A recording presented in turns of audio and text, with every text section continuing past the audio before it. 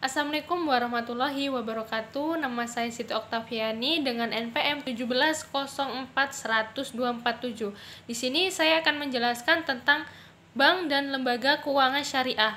Adapun yang pertama yaitu ada konsep dasar perbankan syariah. Bank adalah lembaga keuangan yang kegiatannya menghimpun dana dari masyarakat dan menyalurkan kembali dana tersebut kepada masyarakat dan memberikan jasa bank lainnya. Adapun bank syariah adalah suatu lembaga keuangan yang kegiatannya itu mengacu pada prinsip syariah.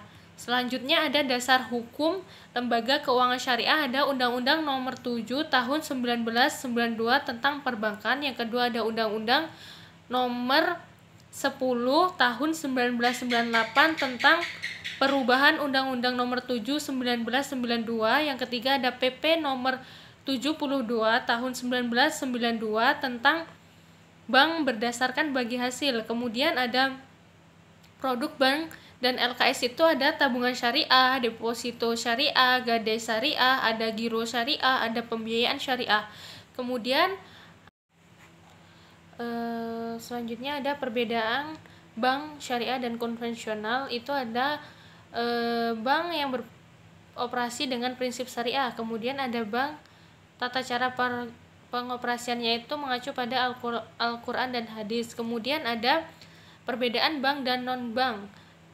Untuk bank itu sendiri melakukan penghimpunan dana secara langsung berupa tabungan, giro, deposito maupun tidak langsung. Sedangkan non-bank itu secara tidak langsung dari masyarakat, terutama melalui kertas berharga dan masyarakat membelinya. Kemudian dari pihak bank itu dapat menciptakan uang giral yang dapat mempengaruhi jumlah uang beredar di masyarakat, sedangkan untuk non-bank tidak bisa melakukan hal tersebut.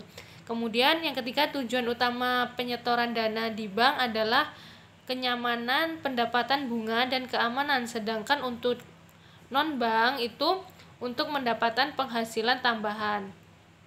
Kemudian ada konsep lembaga keuangan syariah non-bank. Yang pertama itu ada BMT atau koperasi syariah. Koperasi syariah adalah koperasi yang memiliki prinsip, tujuan, dan kegiatan usahanya berdasarkan syariat Islam, yaitu Al-Quran dan Al-Sunnah. Kemudian ada tujuan koperasi syariah sendiri untuk membantu meningkatkan para anggota dan juga kesejahteraan masyarakat secara umum serta membangun perekonomian Indonesia sesuai dengan prinsip-prinsip Islam. Selanjutnya ada fungsi koperasi syariah ini. Yang pertama, membangun dan mengembangkan segala potensi yang ada pada setiap anggotanya secara khusus. Yang kedua, memperbaiki atau meningkatkan kualitas sumber daya para anggota agar lebih amanah. Yang ketiga ada berupaya mewujudkan dan meningkatkan perekonomian nasional yang merupakan usaha bersama berdasarkan asas demokrasi dan keluarga. Kemudian ada penghimpunan dana koperasi syariah itu ada simpanan pokok, simpanan wajib, simpanan sukarela, dan investasi pihak lain. Kemudian ada asuransi syariah. Asuransi syariah di sini adalah asuransi berdasarkan prinsip syariah dengan usaha tolong-menolong dan saling melindungi di antara para peserta melalui pembentukan pengumpulan dana yang dikelola sesuai dengan prinsip syariah untuk mendapatkan resiko tertentu. Kemudian akad asuransi syariah di sini ada akad tabaru, akad wakalah bil ujro, ada akad mudoroba, ada kontribusi. Penggadaian syariah adalah berasal dari kata prinsip Islam yang dikenal dengan sebutan rahan yang artinya tetap atau lama. Dengan kata lain, penahanan suatu barang dalam jangka waktu tertentu. Kemudian ada produk penggadaian syariah itu ada amanah, arum BPKB, ada arum emas, ada arum haji, dan rahan. Kemudian ada pasar modal syariah.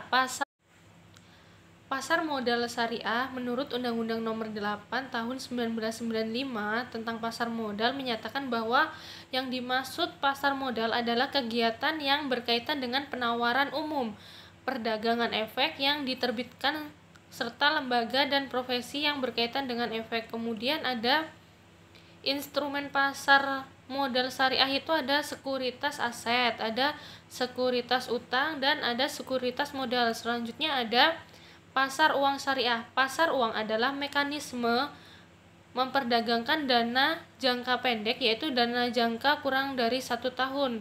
Pasar uang syariah adalah mekanisme yang memungkinkan lembaga keuangan syariah untuk menggunakan instrumen pasar dengan mekanisme yang sesuai dengan prinsip syariah, baik untuk mengatasi persoalan kekurangan likuiditas maupun kelebihan likuiditas. Selanjutnya ada dana pensiun syariah.